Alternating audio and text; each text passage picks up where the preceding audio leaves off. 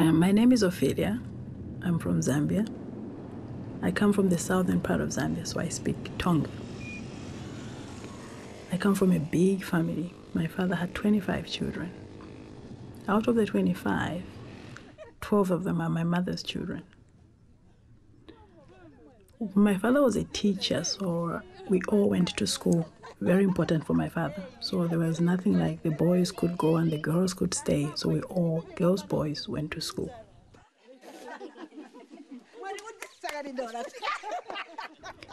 However, by the age of 7, 8, I could actually take care of my young brothers and sisters. I could cook for them, and my mother could do her usual work. So responsibility for taking care of someone else, that's at a very young age, or in my family, it did. Okay. I never saw my parents argue. My father was always there. My mother was a housewife. My father went to work during the day. We said good night to him at night. We saw him in the morning when he woke up. So surprisingly enough, once in a while we had a brother or a sister coming from somewhere else. We never understood how this child was related to us. As I grew older, I realized that they were actually my father's children. My mother never said anything. We were never part of their private life. They were parents and we were children. I think as a child, since we were so many children, you could find a friend within the family. And when I was 12, my older brother got a sponsorship, or he did very well after gymnasium, so he went to England for school. And then now when I look back, I think I learned that there's nothing impossible if you just put your mind to it. So I think as a child, I just dreamt. And then when I fixed my dream, I had to go for that dream. I don't change. I get very stubborn. So I think that, but I wanted to be an air hostess. I thought it was nice. All air hostesses were pretty, tall, nice legs. For my high school or secondary school, I went to a Catholic school for girls. And I don't remember if we had sexual education, and if we did, I think I missed it. I don't think it was even allowed, period. So it was a pride to leave school as a virgin, to give your virginity to the first man you met and married them. So you were not supposed to have more than one boyfriend. The boyfriend you met first married you.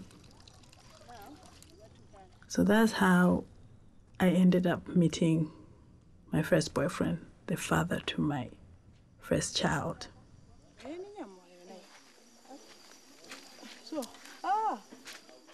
And I could not imagine that he wouldn't marry me. I was a virgin. I did the best I could do from school, what I learned from school. So he had a girlfriend anyway, but I thought once he realizes that I am a virgin, I'm prettier, I'm younger, he'll marry me. When I got pregnant, he married the woman he was staying with. And I still thought the day he realizes that it's me he wants, he'll come back. And since education was very important to my parents, and I wasn't married, this boyfriend didn't marry me. So when I got my daughter, I had to leave my child with my parents, and I was sent to England for school, for university. And when I had finished university, I would take my child and take care of her. But I still didn't give up. I thought when her father sees me, he'll still marry me. So I still had hope for this marriage. It was going to happen. I went on holiday, met him again in Zambia. He was working in Botswana by then, so he came to Zambia to meet me. Simply had sex without a condom with him, and I got pregnant again. Came back to school in England. Since it was still holidays, I came to Sweden to visit my sister. And it was during that pregnancy, when I went to the hospital, I was given a lot of tests, so I was supposed to go through a lot of tests. In Sweden, pregnant women are offered a lot of routine tests. Among those tests, HIV is one of them. The week after, I went back to get my test results. And then the doctor says, well, all the tests were okay, except one. Something. High blood pressure. Fine. Oh, which one? And he says, you are HIV positive. And I said, and what the hell is that? Then finally he says, this is the virus that leads to AIDS. And then I thought, I don't have AIDS. I can't have AIDS. I think this is just a way of getting back on black people, or some kind of conspiracy theory or something. So he says, I think he then explained, I'm sure he did explain that I didn't have AIDS. That he said more than once.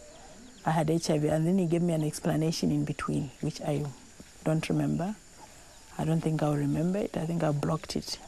And I still think that it's not necessary that I remember, because I spoke for a long time. But I could see him moving away, you know, when you sort of go away from, and you're just seeing this person going, yeah. That was 1990.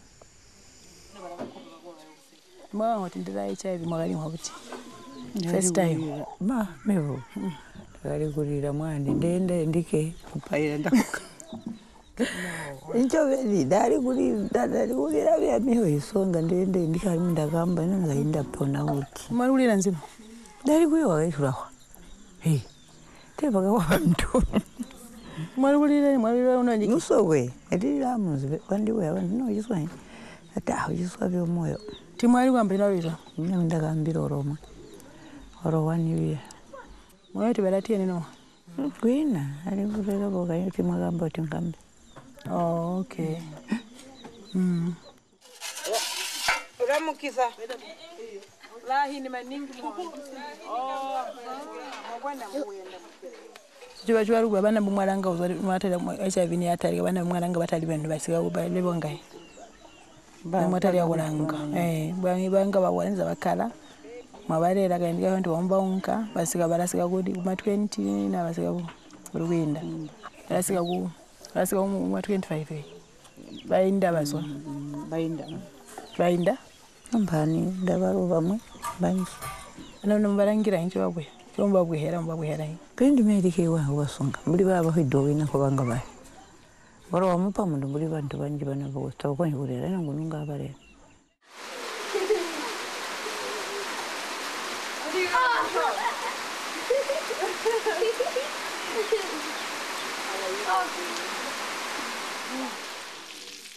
I'm actually feeling like here my HIV is not important. I mean, who cares? I look well.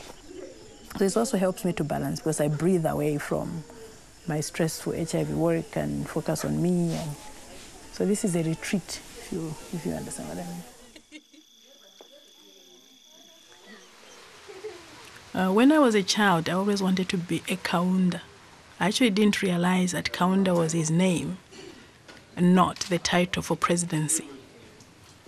So I asked him, why didn't you do something when he was in power? And why is he working with HIV/AIDS today? Well, about 5 years ago, apart from the declaration I made in 1986, when my wife and I lost one of our children to AIDS, and so I called a press conference at State House of Zambia and made an announcement that our son had died of AIDS. By the way, I should tell your audience that as soon as we knew he was suffering from AIDS, he was working on the copper belt of Zambia. We brought him to State House, and he and his family lived with us until he died. The fight against the stigma was not only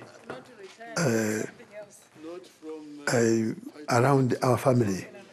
We were showing that to the rest of the nation of Zambia, that we must break through this war, this stigma. on this disease. So we had to do as much as possible. What we did was made public insofar as this was related to this disease. So we believed we had a duty, not only to Zambia, but to Africa as a whole, the rest of the world. In our position as head of state family, we have to do this. What message do we give to a young child, to a young girl? Prevention is better than cure. What does this mean? If you can't succeed to keep your discipline in terms of sexual activities, then for goodness sake, use condoms when you want to have your sex activities. Use condoms.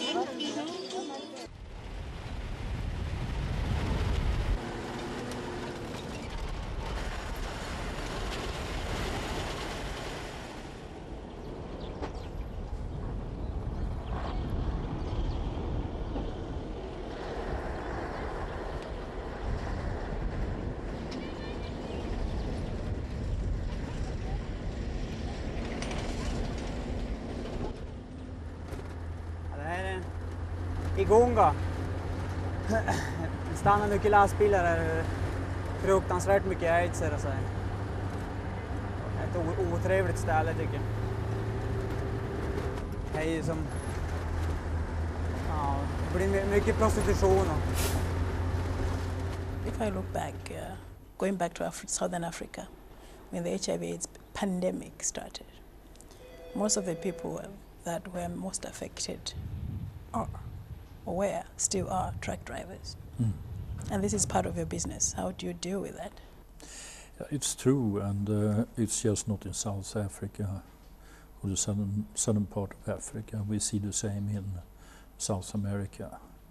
And the reason is that these people are moving around over huge areas. They are very often away from their families for quite some long time. And there are a number of attractions around the road, along the roads, and we spend a lot of time in education in South Africa. We educate more than 1,000 drivers every year from our customers, and we also do the same inside the company, and we are also testing when it comes to HIV, whether they're positive or not positive, so we know exactly in the company, but also among our fleet operators, we know that they do the same tests. Governments, especially in areas where you have quite a number of the population being infected by HIV, that they really take this issue very serious, and that they go out with very solid information, face to face, in the way you can do it in these countries. And I firmly believe it's just information of the consequences of the disease that will foster a different behavior of people. This has really to do with behavior of people. We have more married couples who are infected with HIV/AIDS than single girls. Why? To me, I'll be frank. A single woman who has a boyfriend, the boyfriend has his own way of living, the girl has her own way of living. They meet when they want to meet. The girl is in a position to dictate terms of how sex should be conducted. By the end of the day, you know, these men are very clever. If you tell them, my boyfriend, I say to you, come on, baby, you want to sleep with me? Can we go for a test? No, they say, you don't trust me. Eh? You don't trust me. So you don't love me. Yes. Then you think you're going to lose him. But I think your life, you're more important than a man. If a man loves you, if you say, let's go to test, you should agree. Shouldn't give you terms or anything. So the men who have money Yeah, most of them, yeah. But why do the girls want to go out with women? Because you know what? You know why? At home there, I'm going to school. My parents are poor. I can't get money for ice creams. I can't get money for what? And for rent.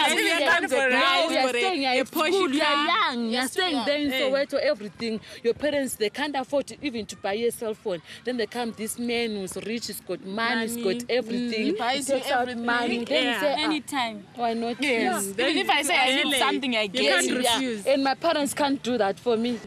So how did you start to get this job?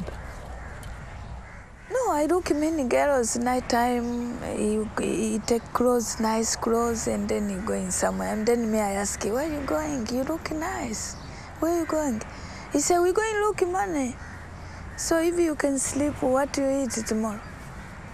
I say, we're going together. Let's go, no problem. And then we go, hi. And then we go. So when I go in there, okay, I find the money, okay, I can eat, I can buy house, no problem, I can buy clothes, shoes. I don't worry. So do you just massage? Do you have sex sometimes with someone? Yes, sometimes it's sexy, yes. Sometimes it's sexy, no problem, yes. So if you have sex, Yes. do you have sex with or without a condom? If I have sex, with condom? So you are always carrying a condom? Yes. Someone, no condom. So if they, so if Yes, they say, someone, no condom. So you find the money, what are you doing? so where are these men from? Where in Europe? Many from many countries, Canada, Sweden, Holland, America, American people. Sometimes you cannot find everyday European.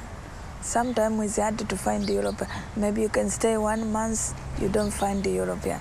So you choose if you also Tanzanian is okay. Also black, okay, you can choose. So why do you want the men from Europe, not Tanzanian men?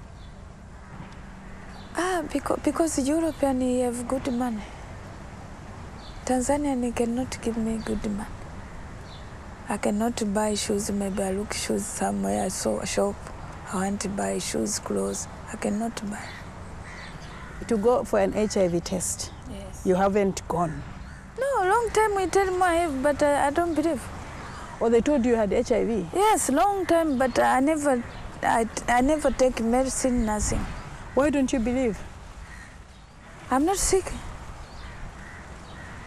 I'm not sick, I'm okay. Long time, I never take medicine, nothing. But they tell me I have, but I don't believe if I have. Why don't you believe it?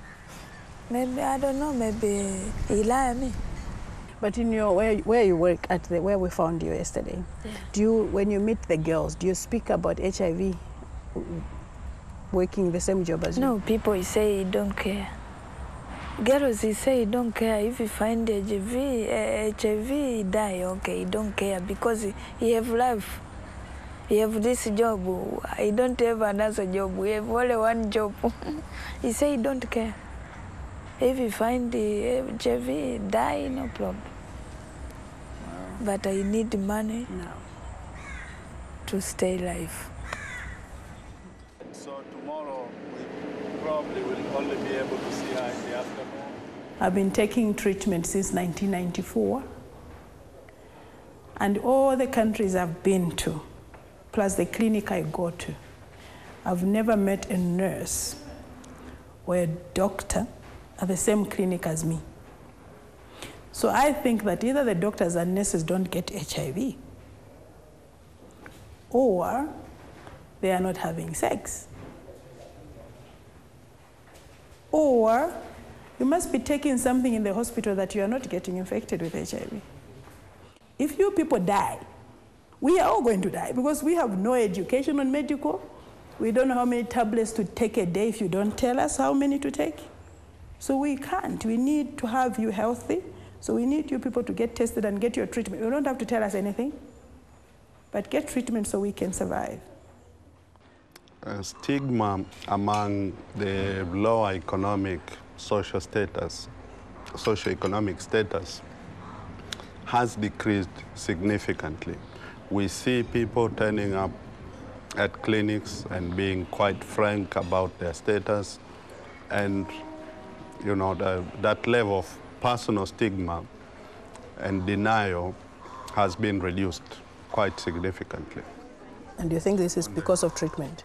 I would say that's because of treatment. Health workers, since you're the people giving treatment, how are you dealing with your stigma in your own sector? Again, I think we have made some progress, but there's still lots of work to be done. Talking about healthcare providers, for example, we know, I have my personal experiences of highly qualified doctors who perished because of HIV/AIDS, just because they wouldn't go for treatment. At their own clinic? At their own clinics. Though treatment was available, they wouldn't go for treatment. We even know of cases of people who would go and seek treatment in distant places, just so that no one knows that they are getting HIV treatment. Well, the First Ladies on the continent have formed an organization of African First Ladies fight against HIV/AIDS. We are using the men to give support to the women, because we realize that in a marriage setup, there are these challenges of women having fear to go for HIV/AIDS. But we are telling the women, in the event that your husband is not prepared to go for an HIV test, forget about him. You have a duty. You have a responsibility over your life. Take charge and do what is best for you and your family. Apart from empowering women financially, what other empowerment do you think women should have? We need to ensure that the women have access to their rights, that the women have got quality time to be able to trade by taking away the responsibility, for example, of caring for the children. We want the women to have access to clean drinking water. That is empowerment. And what do you think would be the best prevention? For us who are infected, that's a bit late for prevention. What would we do to prevent more new infections? It is a very difficult and complex scenario where you don't have one answer.